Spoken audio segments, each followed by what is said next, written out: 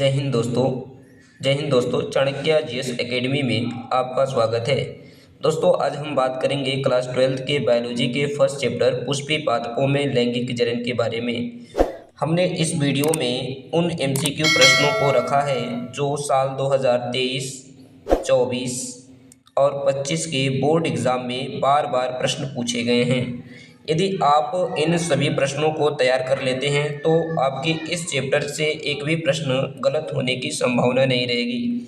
तो हम पहले प्रश्न पर बात करते हैं। तो आज का हमारा पहला प्रश्न है कि एक प्रारूपी आवृतबीजी भ्रूणकोश परिपक्व होने पर होता है। ऑप्शन है 7 न्यूक्लीकृत 8 कोशिकीय, 7 न्यूक्लीकृत 7 कोशिकीय, 8 न्यूक्लीकृत 7 कोशिकीय, 8 न्यूक्लीकृत और 8 कोशिकीय।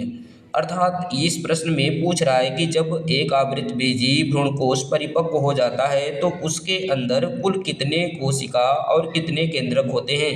तो एक आवृतबीजी भ्रूणकोश जब परिपक्व हो जाता है तो उसके अंदर 8 केंद्रक और 7 कोशिका पाई जाती है। तो हमारा विकल्प नंबर सी अर्थात ग वाला विकल्प सही होगा।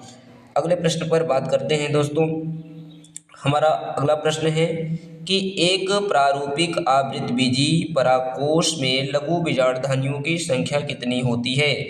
तो एक परागकोश के अंदर जो लघु बीजाणुधानियों की संख्या होती है 4 होती है। आपने दोस्तों चित्र के माध्यम से देखा होगा तो एक इस तरीके से परागकोश की संरचना होती है और एक परागकोश में 2 पालियां होती हैं और इसमें लघु बीजाणुधानियों की संख्या 4 होती है इस तरीके से। तो इसका विकल्प हमारा घ सही होगा, 4 लघु बीजाणुधानी। अगले प्रश्न पर बात करते हैं। अगला प्रश्न है कि 112 लघु बीजाणुओं के निर्माण के लिए प्रकार्यात्मक लघु बीजाणु मातृ कोशिकाओं में कितने अर्धसूत्री विभाजन होंगे।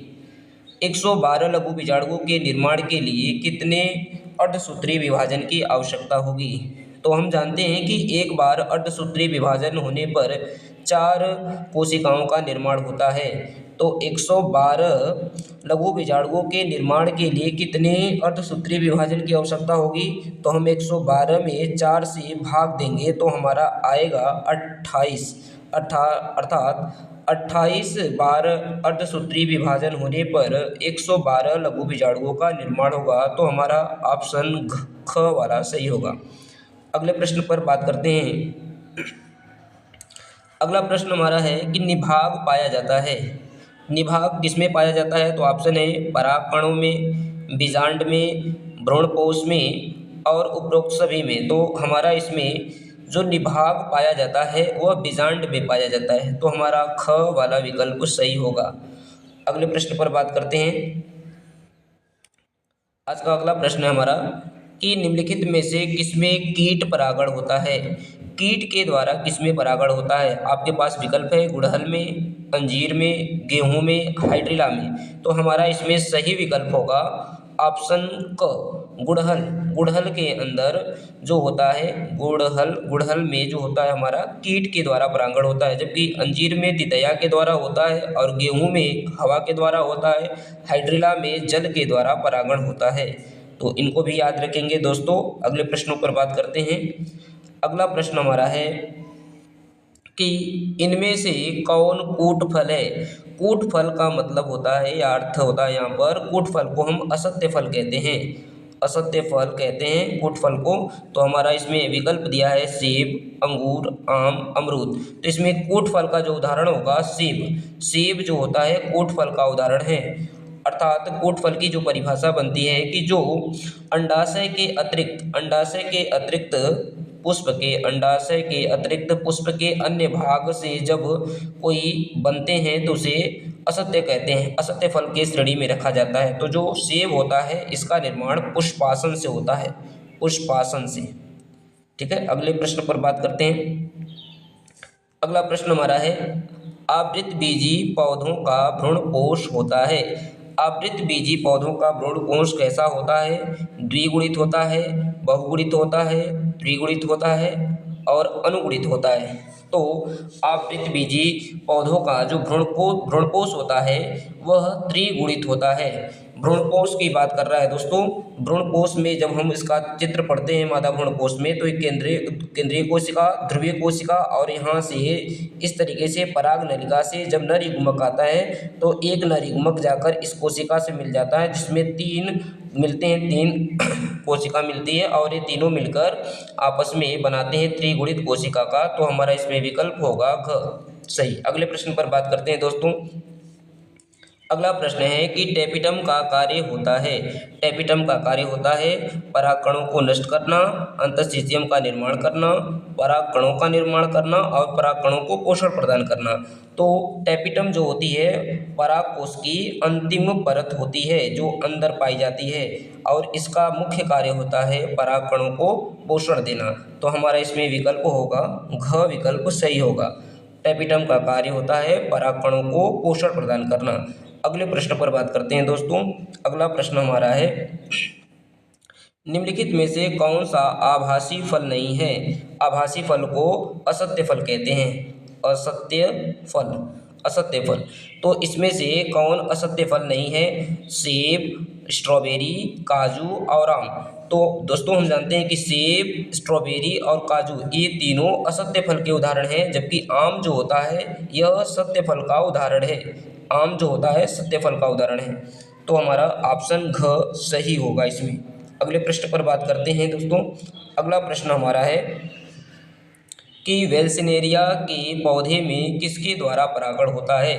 तो आपके पास विकल्प हैं जल द्वारा, वायु द्वारा, कीटों द्वारा, मनुष्य द्वारा। तो वेल्सिनेरिया का पौधा जो होता है ये हाइड्रोफिली होता है। हाइड्रोफिली का अर्थ होता है जिन पौधों में जल के द्वारा परागण होता है उन्हें हाइड्रोफिली कहते हैं। तो हमारा इसमें विकल्प क वाला सही होगा। अगले प्रश्न पर बात करते हैं। अगला प्रश्न हमारा है कि घास परिवार के बीज पत्र को क्या कहते हैं। आपके पास विकल्प है प्रशल्क, प्रांकुरचोल, परिभ्रूणकोश और प्रसुप्ति। तो घास परिवार के जो बीज पत्र होते हैं उन्हें हम प्रशल्क के नाम से जानते हैं। ये भी पेपर में प्रश्न पूछा गया है दोस्तों। अगले प्रश्न पर बात करते हैं। अगला प्रश्न हमारा है कि परागकण पुष्प के किस अंग के भीतर निर्मित होते हैं। तो आपके पास विकल्प है लघु बीजाणुधानी, जयांग, गुरु बीजाणुधानी, अंडाशय। तो परागकणों का निर्माण जो होता है पराग कोश के अंदर जो लघु बीजाणुधानी होती हैं इनके अंदर होता है। तो हमारा विकल्प जो होगा क विकल्प सही होगा। परागकणों का निर्माण लघु बीजाणुधानी के अंदर होता है। अगले प्रश्न पर बात करते हैं दोस्तों। अगला प्रश्न है कि परागकण की बाह्य चोल किसका बना होता है। तो विकल्प हैं पैक्टिन की, स्पोरोपोलिनिन की, सेलुलोज की और लिग्निन की। तो जो परागकण होते हैं इसके ऊपर जो सबसे बाहरी परत होती है इसे बाह्यचोल कहते हैं, और बाह्यचोल का जो निर्माण होता है वो स्पोरोपोलिनिन से होता है। स्पोरोपोलिनिन एक ऐसा पदार्थ होता है जिस पर भौतिक एवं रासायनिक क्रिया का कोई प्रभाव नहीं पड़ता है। इस वजह से पौधों का जो जीवाश्म माना जाता है इन परागकणों को माना जाता है। तो हमारा 13 का प्रश्न का जो ख वाला ऑप्शन है वो सही है, स्पोरोपोलिनिन। अगले प्रश्न पर बात करते हैं दोस्तों। अगला प्रश्न है लघु बीजाणुधानी की सबसे आंतरिक परत होती है। लघु बीजाणुधानी की सबसे आंतरिक परत होती है। विकल्प हैं बाह्य त्वचा, अंतःस्थिशियम, मध्य परत और टेपिटम। तो दोस्तों जो लघु बीजाणुधानी होती है, लघु बीजाणुधानी की सबसे आंतरिक परत जो होती है उसे टेपिटम कहते हैं। टेपिटम का कार्य भी देखे थे। तो टेपिटम का जो कार्य होता है, टेपिटम का कार्य जो होता है यह परागकणों को पोषण प्रदान करना होता है। यह लघु बीजाणु की सबसे आंतरिक परत होती है। अगले प्रश्न पर बात करते हैं दोस्तों, और ये अंतिम प्रश्न है। तो पुनर्भवन की क्षमता किसमें सबसे अधिक पाई जाती है। तो पुनर्भवन की क्षमता सबसे अधिक किसमें पाई जाती है। अमीबा में, पैरामीशियम में, हाइड्रा में और स्पंज में। पुनर्भवन का अर्थ होता है इसे खंडी भवन और पुनर्जनन भी कहते हैं। पुनर्भवन की जो क्षमता सबसे अधिक होती है वो हाइड्रा में पाई जाती है। इसमें क्या होता है पुनर्भवन में कि यदि किसी भी जीव के शरीर को कई खंडों में काट दिया जाए तो उस खंड से एक नया जीव तैयार हो जाता है। तो इसी प्रक्रिया को पुनर्भवन कहते हैं। दोस्तों ये रहे हमारे इस चैप्टर के 15 मोस्ट इम्पॉर्टेंट क्वेश्चन। यदि आप इन क्वेश्चनों को तैयार कर लेते हैं तो बोर्ड परीक्षा में आपके एक भी प्रश्न गलत होने की संभावना नहीं रहेगी।